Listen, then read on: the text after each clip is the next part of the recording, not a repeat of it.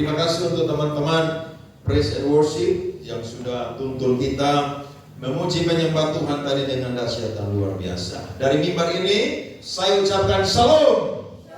Kurang keras, Shalom. Amin, amin. Terima kasih untuk kesempatan diberikan kepada saya. Hari ini kita akan belajar di bagian ketiga atau seri ketiga tentang Find apa? Christ in my life, atau temukan Kristus di dalam hidup saya atau hidupku. Mari kita langsung buka Matius 9 ayat 9 sampai 13. Injil Matius pasal 9 ayat 9 sampai 13.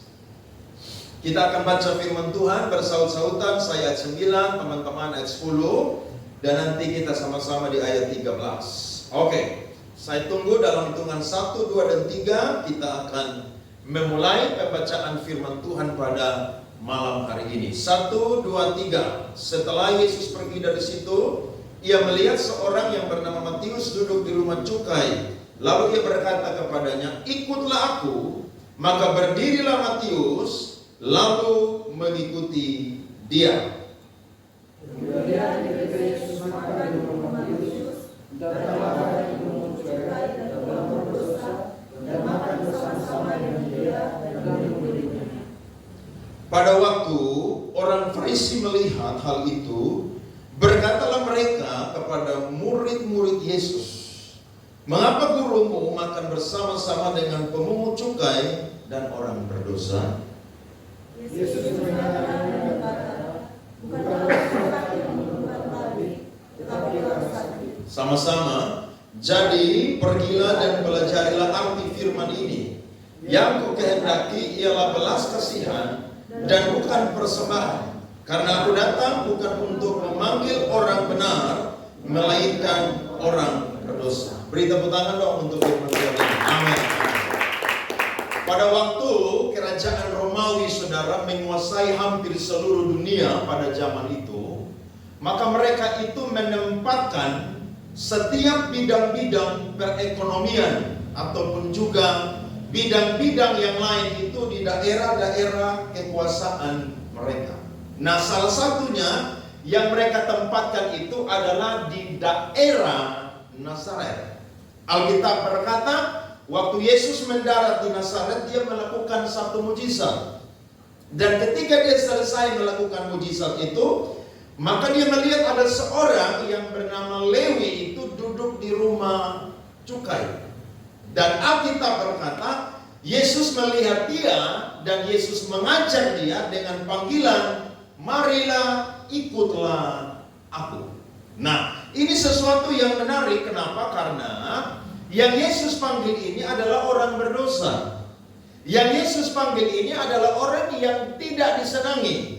Yang Yesus panggil ini adalah orang yang sangat dibenci. Karena profesi dia adalah sebagai seorang pemungut cukai atau seorang penagih pajak yang dipakai oleh kerajaan Romawi untuk bekerja sebagai seorang cukai yang mengambil pajak di antara orang-orang Yahudi. Nah, ada dua kelompok atau dua golongan daripada pemungut cukai. Kelompok yang pertama itu adalah kelompok pemungut cukai yang disebut sebagai kelompok Gabai. Kelompok Gabai ini tugas mereka adalah itu menagih pajak soal pertanian dan juga pajak sensus masyarakat. Dan yang mereka kerjakan itu, saudara, rata-rata adalah orang-orang Romawi. Khusus hanya orang-orang Romawi saja yang bisa bekerja sebagai pemungut cukai golongan Gabai. Sedangkan golongan yang kedua adalah golongan moksa. Golongan moksa ini adalah orang-orang yang menagih pajak dalam hal atau di bidang nelayan maupun juga perdagangan. Dan kelompok ini adalah kelompok yang khusus dipercayakan kepada orang-orang Yahudi. Dan pajak yang mereka tagih, saudara, itu ada dua variasi. Yang pertama adalah 5%, yang kedua adalah 12,5%. Ini khusus yang dipercayakan kepada orang-orang Yahudi. Nah, Matius atau yang disebut keturunan Lewi ini, atau yang dipanggil Lewi ini, saudara, dia adalah orang Yahudi. Dan dia dianggap sebagai orang yang berkhianat kepada bangsa dia, karena dia merelakan integritasnya hanya untuk mendapatkan apa, saudara? Uang. Karena pekerjaan sebagai seorang pemungut cukai adalah pekerjaan yang sangat-sangat menjanjikan. Kalau saudara baca Lukas 19, ada seorang yang bernama Sakeus. Dia tinggal di Yeriko. Dia kepala pemungut cukai. Ada di mana, saudara? Yeriko. Nah, Matius atau yang disebut Lewi ini, dia ada di daerah Nazaret. Nah, orang-orang yang bekerja sebagai pemungut cukai, khususnya yang ada di golongan moksa, itu saudara, mereka akan mendapatkan sanksi dari masyarakat. Itu sangat-sangat luar biasa. Mereka dapat uang juga luar biasa, dapat sanksi sosial juga luar biasa. Ada seorang teolog yang berkata, yang pertama, uang pemungut cukai itu dianggap haram.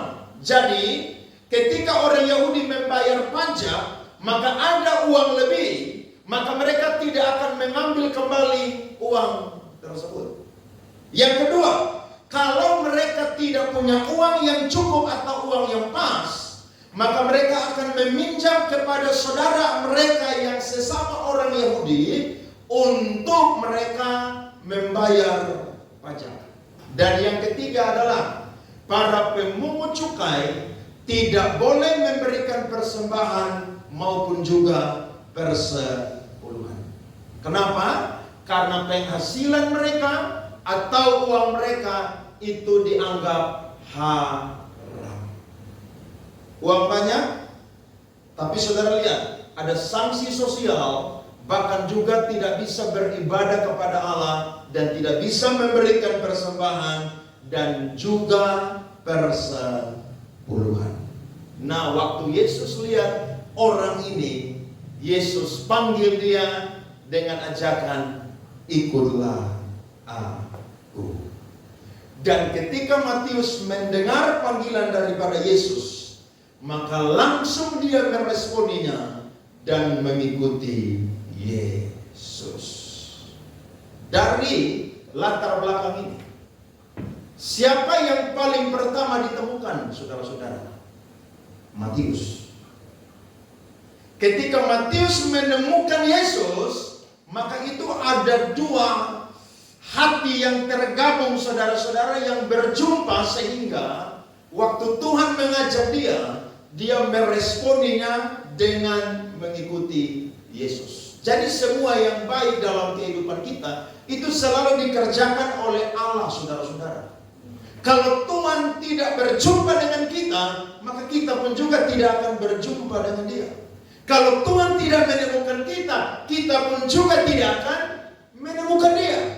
Nah, berbahagialah kita yang ketika Tuhan menemukan kita, kita pun juga mau menemukan Tuhan di dalam kehidupan kita. Itulah yang disebut sebagai bangsa atau orang-orang pilihan Tuhan. Ingat, Tuhan mati untuk semua orang. Kalau saya dan saudara baca 2 Korintus pasal 5 ayat 15, di situ firman Tuhan berkata, Kristus mati untuk semua orang. Semua orang yang mana? Orang yang mau menerima ajakan Kristus dan mau jadi orang percaya atau murid Kristus. Tidak semua orang dengar panggilan Tuhan, meresponi panggilan Tuhan. Makanya saya dan saudara ini harus bersyukur. Ini berkat-berkat yang paling luar biasa yang Tuhan berikan kepada kita.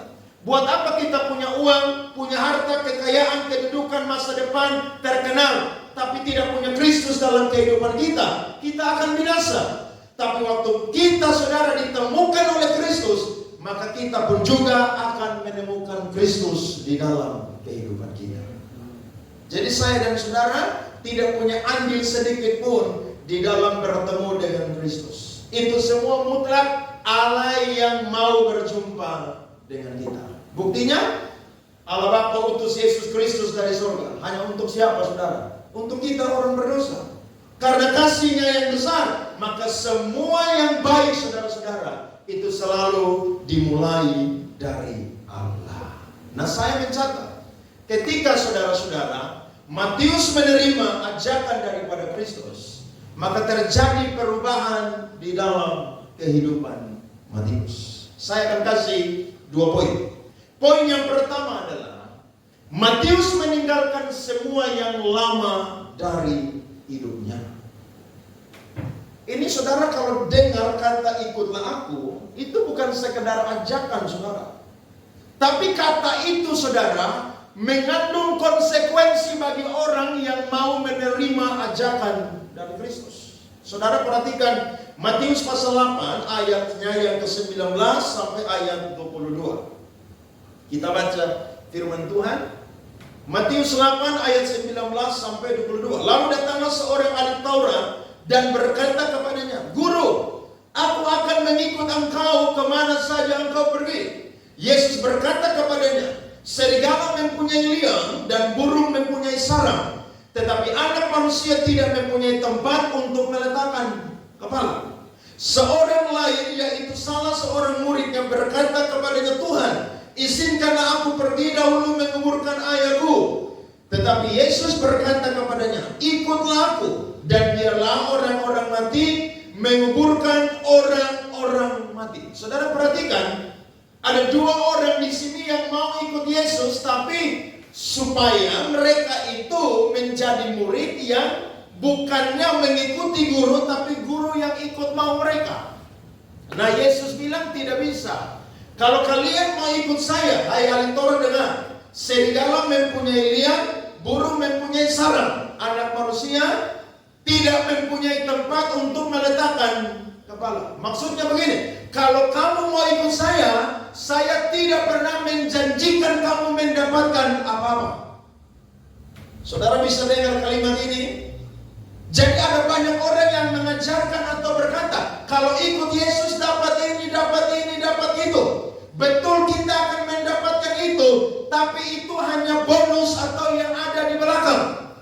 Yang di depan adalah konsekuensi yang saudara dan saya harus bayar. Amin. Harus bayar. Jadi saudara mau ikut Yesus, oke, saya nanti kaya, sukses, senang. Ya, saya akan disukai banyak orang karena jadi murid Kristus. Siapa bilang saudara-saudara? Yesus tidak pernah menjanjikan itu. Tapi yang Yesus janjikan, kalau engkau ikut saya, engkau akan diselamatkan. Itu yang Yesus janjikan. Makanya Injil yang sejati tidak pernah menjanjikan sesuatu yang temporal atau sementara. Tapi Injil yang sejati menjanjikan sesuatu yang kekal selama-lamanya. Amin.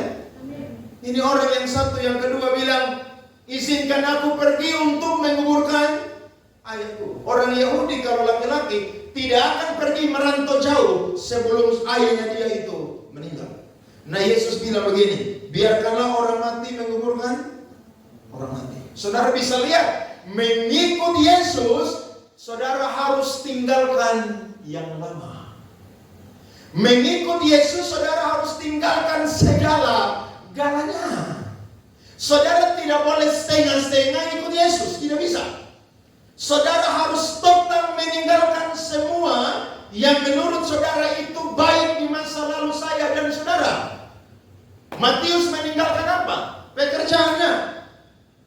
Padahal pekerjaan dia, saudara, menjanjikan apa? Uang yang sangat banyak.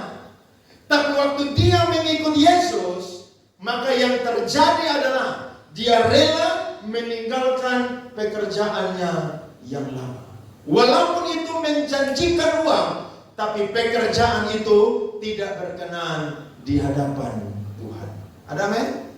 Kemarin saya khotbah di Nekamese, ulang tahun satu persekutuan doa gemit. Tiba-tiba ada seorang bapak yang menjadi pengurus kesaksian sama saya. Dia punya pekerjaan biasa. Dia adalah pedagang atau penjual ikan di pasar Weba. Dia bilang begini, Pak Andre, dulu sebelum saya bertobat, saya itu tipu orang yang beli ikan tuh banyak sekali. Tapi ketika saya jadi anak Tuhan, saya tidak bisa lagi untuk menipu orang-orang yang membeli.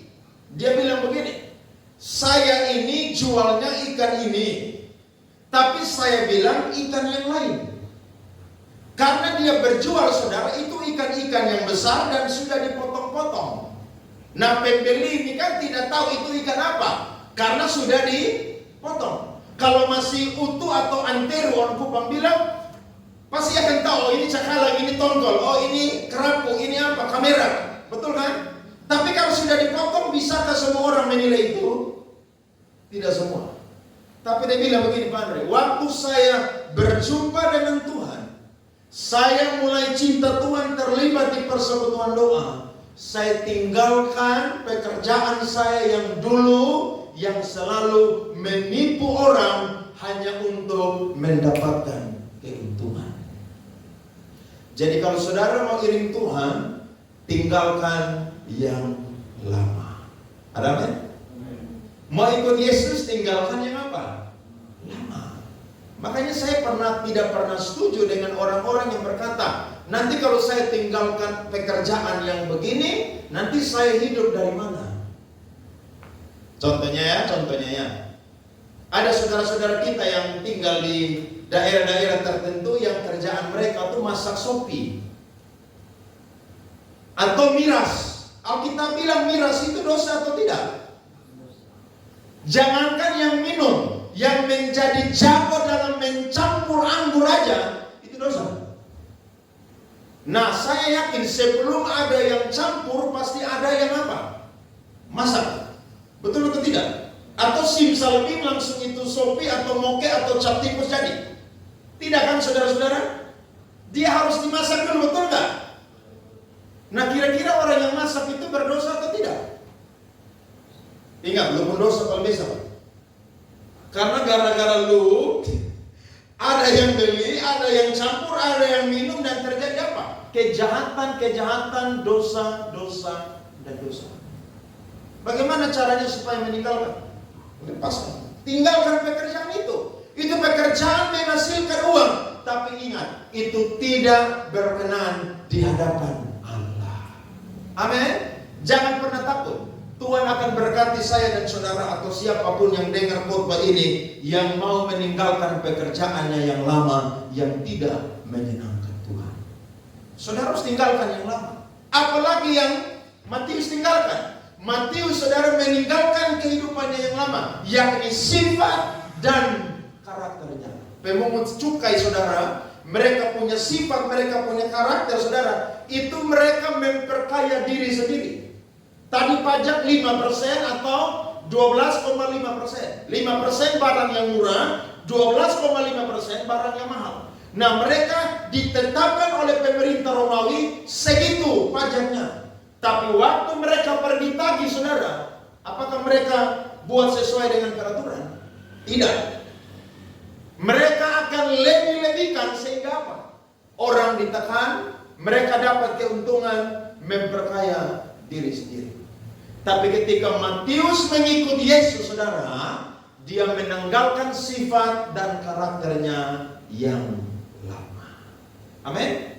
Harus tinggalkan, tidak boleh yang lama, saudara-saudara. Harus tinggalkan. Karena kalau saudara mau ikut Yesus, penuh konsekuensi.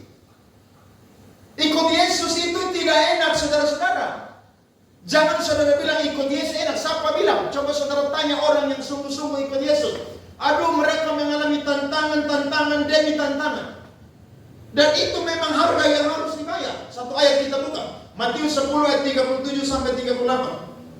Alkitab berkata, barang siapa mengasihi bapa atau ibunya lebih daripadaku, ia tidak layak bagiku. Dan barang siapa mengasihi anaknya laki-laki atau perempuan lebih daripadaku, ia tidak layak bagiku. Barang siapa tidak memikul salibnya dan mengikut aku, ia tidak layak bagi siapa, saudara?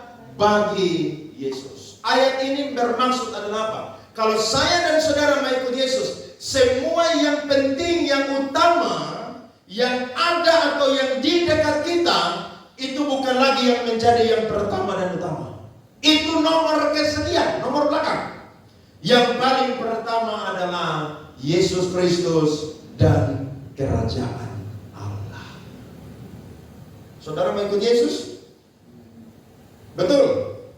Saudara dengar ini penjelasannya yang sederhana, yang singkat dari saya. Mau ikut Yesus? Saudara akan bayar harga yang mahal. Saudara jangan berpikir ikut Yesus itu senang, enak. Tidak, saudara. Yang ada menderita. Yang ada adalah tinggalkan semua yang menjadi kenyamanan saya dan saudara. Semua yang lama dalam kehidupan kita itu ditanggalkan, dibuang jauh-jauh. Karena memang Tuhan ingin kantong anggur yang apa, saudara? Baru. Tuhan tidak ingin kantong anggur yang lama atau yang tua. Kalau nanti isi anggur yang baru, maka kantong yang lama atau yang tua itu akan terkoyak. Maka anggur itu akan terbuang percuma. Nah, Tuhan mau hati kita, saudara, pikiran kita, seluruh hidup kita, saudara, menjadi baru di dalam Tuhan. Amin. Makanya Paulus bilang asik sekali. Kita baca 2 Korintus 5 ayat 16 sampai 17. Ini ayat luar biasa, saudara. 2 Korintus 5 ayat 16 sampai 17. Sebab itu kami tidak lagi menilai seorang juga pun menurut ukuran manusia. Dan jika kami pernah menilai Kristus menurut ukuran manusia, sekarang kami tidak lagi menilainya demikian. Ayat 17, 23 sama-sama. Jadi siapa yang ada di dalam Kristus, ia adalah ciptaan baru, yang lama sudah berlalu, sesungguhnya yang baru sudah datang. Beri tepuk tangan dong. Yang keras. Amin, saudara. Jadi orang kalau jadi ciptaan baru, saudara, yang lama itu sudah berlalu. Paulus bilang kalau dulu kami menilai orang, saudara, menurut kehidupan mereka yang lama, sekarang tidak lagi. Kalau dulu kami menilai Kristus menurut manusia, sekarang tidak lagi. Jadi barang siapa yang ada di dalam Kristus, dia adalah ciptaan yang baru. Pastikan saya dan saudara jadi ciptaan baru. Amin. Semua yang lama, ayo apa, saudara? Buang. Buang. Yesaya bilang, sekalipun dosa memerah seperti kain tekromisi, akan putih seperti apa? Salju. Saya percaya semua yang baik itu dikerjakan oleh Allah Tritunggal, saudara. Jadi mari tinggalkan semua yang lama.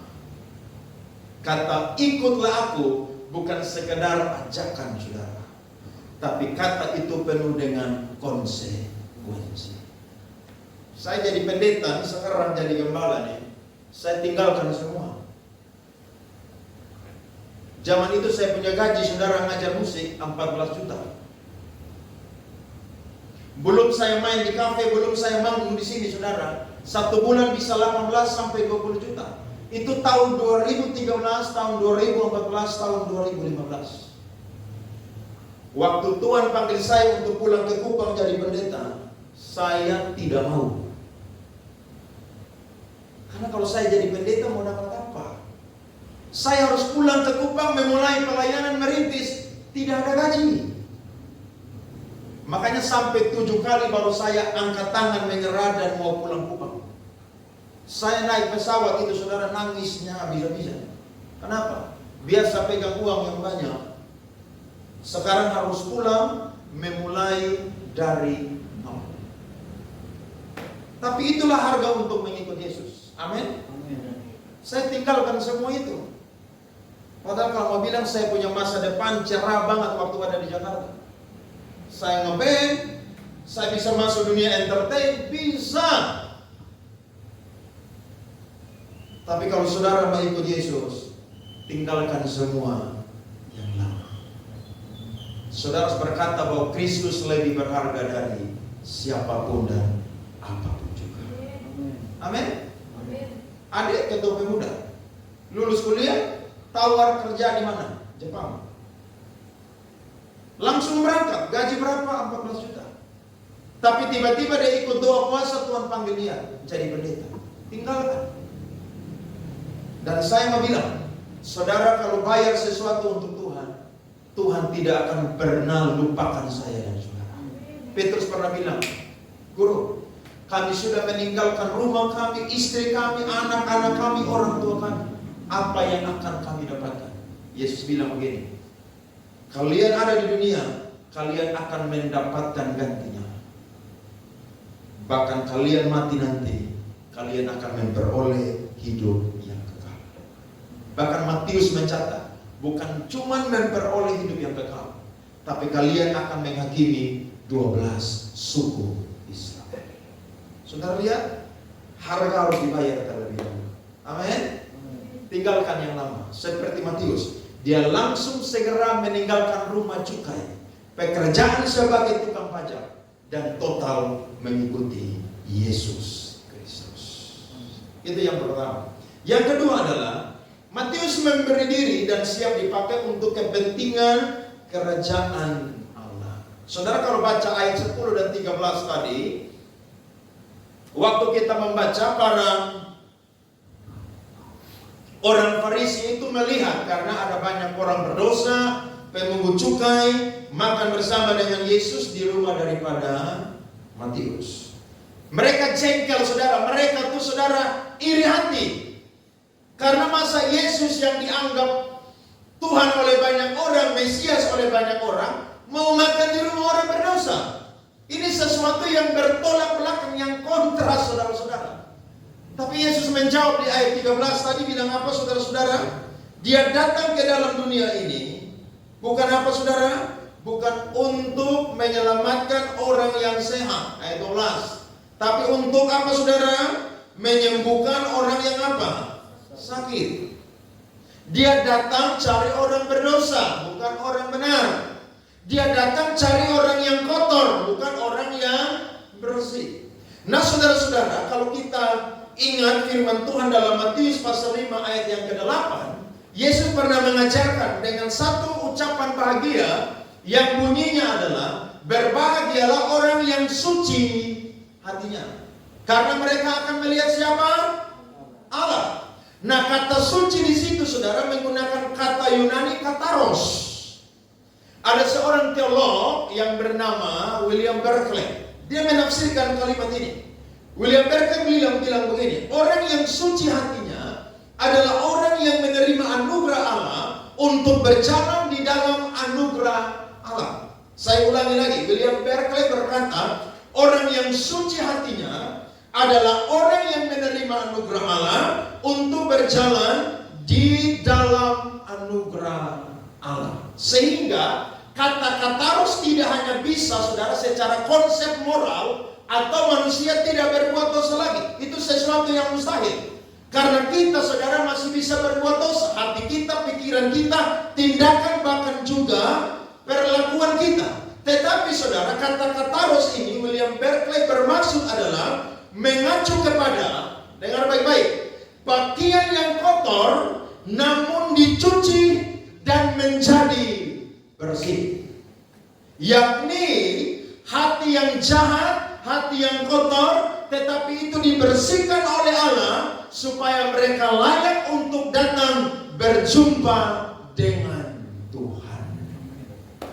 Tidak heran, Matius, mantan pemungut cukai, langsung, saudara, terima Yesus di rumah dia. Dan dia ingin ambil tanggung jawab yang Tuhan berikan kepada dia. Nah, jadi kalau saya dan saudara menemukan Kristus dalam hidup kita, saudara jangan jadi orang Kristen yang berkata, oh sudah, terima keselamatan, ada jaminan masuk surga, selesai. Kalau begitu kita terima Yesus, kita mati aja langsung ke surga. Kan tidak. Buat apa kita ada di dunia ini, saudara? Berkarya bagi Allah. Amin.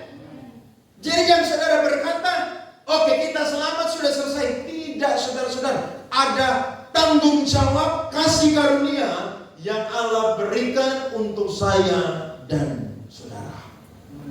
Matius jadi murid, saya dan saudara jadi murid. Tetapi ada dua karya Allah yang dikerjakan oleh Allah dalam kehidupan Matius. Yang pertama adalah dia adalah penulis daripada Injil Matius yang saya dan saudara baca di dalam Alkitab. Saudara lihat, ini bukan karya yang biasa. Orang yang tulis buku yang bestseller saja itu dikenang sepanjang masa, saudara. Apalagi Matius yang menulis Alkitab, mantan pemungut cukai, tapi diberikan karunia oleh Allah, saudara, untuk mencatat perjalanan Tuhan Yesus, bahkan seluruh kehidupan Tuhan Yesus, saudara, yang khusus ditujukan kepada orang-orang Yahudi. Makanya kalau kita baca di dalam Injil Matius, ya, itu khusus atau istimewa, saudara, diberikan kepada orang-orang Ibrani atau orang-orang Yahudi. Karena memang yang menerima Injil Matius ini adalah orang-orang Yahudi. Dia dipercaya oleh Tuhan, saudara, untuk menulis autobiografi daripada orang yang paling hebat di dunia ini, yang datang, lahir, mati, bangkit, naik ke sorga, dan janji akan datang yang kedua kali.